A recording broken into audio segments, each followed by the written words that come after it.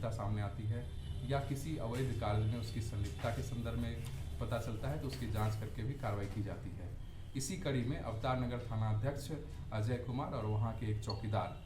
मनोज शाह की भूमिका संदिग्ध पाई गई बालू के अवैध कारोबारियों के साथ, और इसी को लेकर के जांचों उपरांत ये इसकी पुष्टि हुई और उन दोनों पदाधिकारी और कर्मी को निलंबित कर दिया गया है। मेरे द्वारा औचक निरीक्षण भी थानों का किया जाता है और इसी क्रम में दरियापुर थाना का कल औचक निरीक्षण किया गया था। इस दौरान वहाँ पर थाना देनकी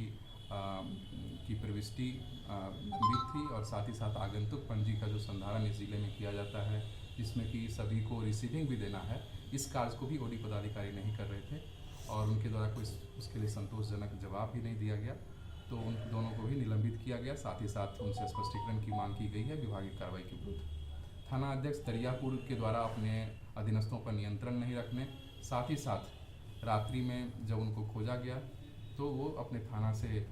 बिना किसी सूचना के, बिना किसी अनुमति के अनधिकृत रूप से गायब पाए गए और अपना निजी मोबाइल भी वो ऑफ किए हुए थे और सरकारी मोबाइल थाना के किसी दूसरे कर्मी को बिना अनुमति के दे दिए थे। तो इस प्रकार से अपने कर्तव्यहीनता और अनधिकृत रूप से अनुपस्थित रहने को लेकर के और खोजने पर भी वो नहीं मिले तो उसे भी निलंबित कर दिया गया है। इस प्रकार हम लोग लगातार जो भी लोगों से सूचना प्राप्त होती है, किसी के द्वारा सही जानकारी दी जाती है, उन तथ्यों की जांच करा करके और कोई भी गलत किसी कार्य में संलिप्त है तो उस पुलिस पदाधिकारी पर कार्रवाई करते हैं। पूर्व के